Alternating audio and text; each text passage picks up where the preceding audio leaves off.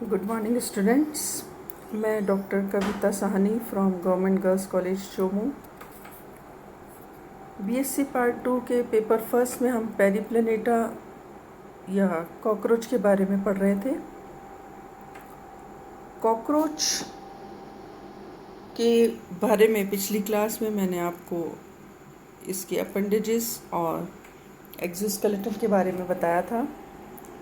आज हम पढ़ेंगे कॉकरोच के डाइजेस्टिव सिस्टम के बारे में। कॉकरोच का या जो तिलचट्टा है उसमें डाइजेस्टिव सिस्टम जो है उसमें माउथ पार्ट्स, जैसा मैंने पहले आपको बताया था, माउथ के चारों तरफ माउथ पार्ट्स प्रेजेंट होते हैं। तो माउथ पार्ट्स, एलिमेंट्री कैनाल और एक पेयर सलाइवरी ग्लैंड्स आते हैं, यानी ये सब मिलकर इसका डाइजेस्टिव सिस्टम बनाते हैं।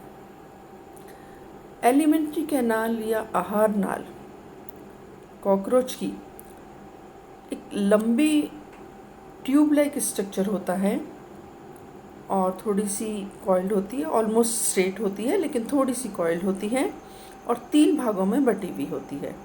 और ये जो 3 भाग हैं एलिमेंट्री कैनाल के वो हैं फोरगट, मिडगट और हाइंडगट या अग्रांत, मध्यांत और पश्चांत। तो एलिमेंट्री कैनाल 3 पार्ट्स की बनी हुई होती है।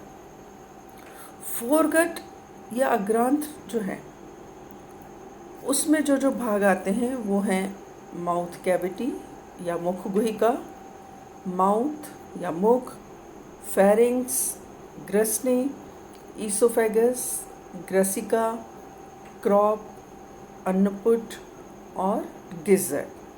तो ये सारे भाग जो हैं एलिमेंट्री कैनाल के, ये सब फोरगट या अग्रांत में आते हैं।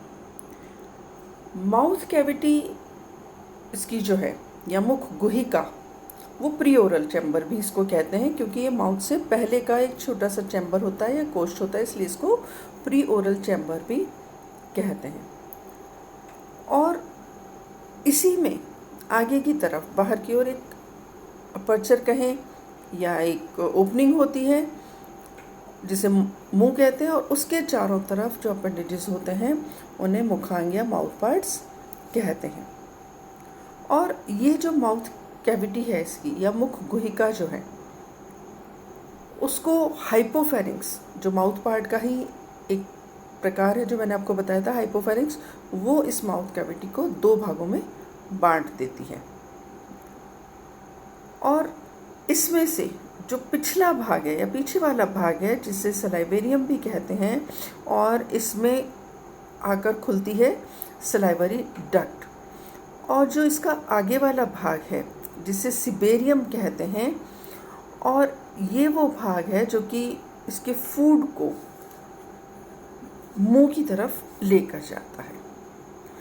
तो इस माउथ कैविटी में जो फूड आता है उसको चबाकर उसको च्यू किया जाता है, और क्योंकि यहाँ पर आकर सलाइवरी ग्लैंड्स खुल रही हैं तो वो लार के साथ या सलाइवा के साथ मिक्स भी हो जाता है माउथ कैविटी में। दूसरा भाग जो है फोरगट का वो है माउथ या मुंह। अब जो माउथ कैविटी है उसके बेस पर ही एक छोटा सा ओपनिंग होती है, और ये फिर जो कि माउथ कहलाती है, और ये पीछे की तरफ खुलता है फेरिंग्स या ग्रसनी में। फेरिंग्स जो है, ये डायग्राम देखिए दिख रहा है सामने, माउथ जो है वो खुल रहा है फेरिंग्स में।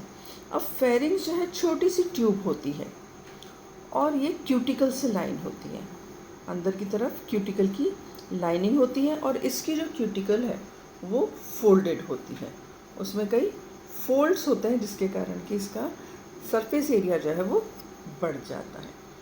फेरिंग्स पीछे की तरफ खुलती है ईसोफेगस या ग्रसिका में।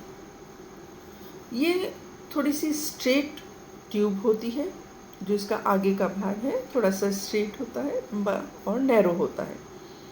और ये जो है इसके जो नेक रीजन है कॉकरोच का, जब स्ट्रक्चर मैंने आपको बताया था, मॉर्फोलॉजी तब बताया था, उसका जो नेक रीजन है वहाँ से होती हुई ये ईसोफेगस पीछे की तरफ जाती है और पीछे ये जाकर खुलती हैं क्रॉप में। क्रॉप जो कि फोरगट का एक बड़ा भाग होता है, और ये जो है थिन मेम्ब्रेन होती है और मेम्ब्रेनस स्ट्रक्चर होता है जो कि पियर शेप्ड होता है, और जो एब्डोमेन है उसके 3rd से 4th सेगमेंट तक ये फैला हुआ होता है। ये जैसा अभी मैंने बोला, जो फोरगट है या ग्रांथ है उसका सबसे बड़ा भाग होता है, और अंदर की जो इसकी लाइनिंग है वो फोल्डेड होती है इसकी भी, और बाहर की तरफ इसमें एक नेटवर्क फैला हुआ होता है ट्रेकिया का, जो श्वसन नलिकाएं होती हैं इसकी, उससे ये घिरा हुआ होता है। और क्रॉप या अनपुट का जो काम है वो है जो फूड आता है उसको इकट्ठा कर लेता है। तो एक तरीके से ये फूड के लिए रिजर्वॉयर का काम करता है, इसके अंदर फूड इकट्ठा हो जाता है। क्रॉप पीछे की तरफ खुलता है गिजर्ड। तो ये अगला भाग जो है फोरगट का वो है गिजर्ड। तो जो क्रॉप या अनपुट है पीछे की तरफ एक छोटे से कोनिकल स्ट्रक्चर में खुलता है, और ये जो कोनिकल स्ट्रक्चर है, ये देखिए कोनिकल स्ट्रक्चर जो है ये गिजर्ड या पेशनी, तो ये मस्कुलर होता है, यानी इसमें बहुत सारी मसल्स होती हैं और इसकी जो वॉल है थोड़ी मोटी होती है, और इसी के कारण ये जो गिजर्ड है वो प्रोवेंट्रिकुलस होता है। ये फोरगट का लास्ट पार्ट है, यानी यहाँ तक फोरगट होती है गिजर्ड तक। और ये जो है इसके भी 2 भाग होते हैं। इसका जो आगे का भाग है वो आर्मेरियम कहलाता है, और जो पीछे का भाग है वो स्टोमोडियल वाल्व कहलाता है। तो जो आर्मेरियम है उसके अंदर फोल्ड्स होते हैं, और 6 फोल्ड्स होते हैं, और इन फोल्ड्स के कारण इनमें बीच बीच में थोड़े गैप होते हैं, और इसके साथ साथ इसमें 6 जो है वो ग्रूव्स भी होते हैं, और इन ग्रूव्स में छोटे छोटे फोल्ड्स और प्रेजेंट होते हैं। तो ये जो वर्टिकल ग्रूव्स इनमें प्रेजेंट हैं जो कि क्यूटिकल से लाइन है, वो एक मोटी प्लेट से, आगे की तरफ तो एक मोटी प्लेट से और पीछे की तरफ एक पतली प्लेट बनाते हैं इसमें। और ये आगे की जो मोटी प्लेट है वो जो आंत है उसके सेंट्रल भाग को और ज़्यादा मजबूती प्रदान करती है, और इसके साथ साथ इसमें डेंटिकल्स भी प्रेजेंट होते हैं। तो हर एक ये जो फोल्ड है उसके पीछे की तरफ गिजर्ड का जो क्यूटिकल की लाइनिंग है उसके पास में छोटे छोटे पैड्स प्रेजेंट होते हैं जो कि पल्विलस बनाते हैं, और पीछे की तरफ इसमें फिर वो हेयर लाइक स्ट्रक्चर होते हैं इसमें, जो कि ये पूरा स्ट्रक्चर मिलके एक छलनी या स्ट्रेनर का काम करता है। तो जो छोटे छोटे टुकड़े जो फूड के इसमें आते हैं पिसे हुए, तो उनमें से केवल फाइन पार्टिकल्स को या बारीक पार्टिकल्स को ही मिडगट में जाने देते हैं। और इसी गिजर्ड का जो पीछे का भाग है मैंने आपको बताया जो कि स्टोमोडियल वाल्व है, और पीछे का भाग जो है वो एक स्पाउट के जैसा होता है और एक पतली ट्यूब से ये मिडगट में खुलता है। और ये जो ट्यूब है इसी को स्टोमोडियल वाल्व भी कहते हैं। तो ये जो वाल्व है वो मिडगट में तो जाने देता है फूड को, तो जो गिजर्ड में फूड है उसको मिडगट में जाने देता है और उसको वापस पीछे आने से रोकता है, वापस पीछे आने नहीं देता। इसके बाद फोरगट के बाद जो पार्ट है एलिमेंट्री कैनाल का वो होता है मिडगट, या इसे मेसोट्रॉन या मध्यांश भी कहते हैं। और ये जो है एलिमेंट्री कैनाल का नैरो पार्ट होता है जो कि ट्यूब की फॉर्म में होता है। डायग्राम में फिर हम देखते हैं ये जो मिडिल पार्ट है इसका, ये देखिए ये मिडगट इसका, तो ये नैरो ट्यूब की फॉर्म में होता है। गिजर्ड के पीछे का जो भाग है ये ट्यूब की फॉर्म में होता है और इसको मेसेंट्रॉन कहते हैं। ग्लैंडुलर एपिथेलियम जो है उसके द्वारा ये लाइंड होता है अंदर से। जैसे फोरगट है उसमें क्यूटिकल होती है, क्यूटिकल की लाइनिंग होती है अंदर, और इसमें ग्लैंडुलर एपिथेलियम होती है। और एक्चुअली ये स्टमक का काम करता है या आमाशय का काम करता है।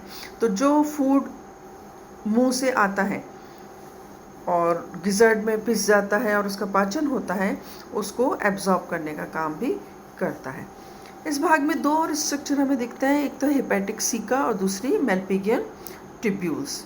तो हेपेटिक सीका जो है, इसमें वो मिडगट के आगे के भाग में 7 छोटी छोटी और पतली ये स्ट्रक्चर्स होती हैं, जो कि अंदर से हॉलो होती हैं और इनके जो सिरे हैं वो बंद होते हैं, ब्लाइंड होते हैं। तो ये जो हॉलो ट्यूब्स हैं छोटी छोटी, इनको हेपेटिक सीका कहते हैं। और ये जो हेपेटिक सीका है वो एंजाइम्स को सिक्रीट करती है। दूसरा जो भाग है इसका वो है मेल्पिगियन ट्यूब्यूल्स। मिडगट जो कि पतली ट्यूब की फॉर्म में है, तो मिडगट पीछे की तरफ खुलती है हाइंडगट में या पश्चात में। तो मिडगट और हाइंडगट यानी मध्यांत और पश्चात जहाँ पे दोनों मिलती हैं, उस जगह पर जहाँ पर दोनों का कनेक्शन है या जॉइंट एक तरीके से हम कहें, वहाँ पर बहुत ही पतली पतली धागे की समान कुछ ट्यूब्स होती हैं 80-90 के करीब। और ये जो ट्यूब्स हैं बिल्कुल ही पतली जो धागे की समान होती हैं, इनको मेल्पिगियन ट्यूब्यूल्स कहते हैं। एक्चुअली ये जो ट्यूब्यूल्स हैं वो निकलती तो हाइंडगट से हैं, पश्चात से निकलती हैं, और इनका जो फंक्शन है वो एक्सक्रीटरी होता है, यानी ये एक्सक्रीशन में मदद करती हैं। तो इस तरीके से ये जो पार्ट है वो इसका मिडगट कहलाता है। मिडगट के बाद जो पीछे का भाग है इसका वो है हाइंडगट या पश्चात। ये जो हाइंडगट है या पश्चात है वो एलिमेंट्री कैनाल का लगभग 1/3 पार्ट होता है, यानी पूरी जो एलिमेंट्री कैनाल या आहार नाल है उसका 1/3 भाग जो है वो हाइंडगट बनाता है। तो इसको हाइंडगट भी कहते हैं, प्रॉक्टोडियम भी कहते हैं। और इसके भी 3 भाग होते हैं, एक होता है इलियम, दूसरा कोलोन और तीसरा रेक्टम। जो इलियम है वो एक नैरो ट्यूब होती है, छोटी सी ट्यूब होती है, नली होती है, और इसके पिछले सिरे पर अंदर की तरफ छोटी छोटी 6 लोब्स होते हैं, जिनमें कि स्पाइन लाइक स्ट्रक्चर्स होते हैं, कंटिकाएं होती हैं। दूसरा जो भाग है वो कोलोन होता है। कोलोन जो है वो थोड़ी सी लंबी होती है और थोड़ी सी चौड़ी भी होती है। और इसके पीछे का भाग होता है रेक्टम। रेक्टम जो है थोड़ा सा ओवल शेप का एक चैम्बर सा होता है, जिसकी बाहर की तरफ कुछ रिज्स प्रेजेंट होते हैं, उभार प्रेजेंट होते हैं, और अंदर की तरफ ये जो बाहर के जो रिजेस हैं उन्हीं के कारण अंदर की तरफ इसमें जो है लॉन्जिट्यूडिनल पैड्स प्रेजेंट होते हैं, जिन्हें लॉन्जिट्यूडिनल रेक्टल पैड्स कहते हैं, या इन्हें मलाशयी पैपिली भी कहते हैं। तो इनका जो नंबर है वो 6 होता है, इनकी संख्या 6 होती है, और रेक्टल ग्लैंड्स ये कहलाती हैं। ये जो रेक्टम है या मलाशय जो है वो एनस के द्वारा बाहर की तरफ खुलता है। तो ये जो है हाइंडगट, जिस तरीके से फोरगट क्यूटिकल से लाइन होती है या अंदर की तरफ क्यूटिकल की लाइनिंग होती है, इसी तरीके से जो हाइंडगट है या पश्चात है वो भी अग्रात की तरह ही अंदर की तरफ से क्यूटिकल से लाइंड होती है। तो ये जो पूरा स्ट्रक्चर है वो है एलिमेंट्री कैनाल या आहार नाल का, जो कि 3 पार्ट्स या 3 भागों से मिलकर बनी होती है।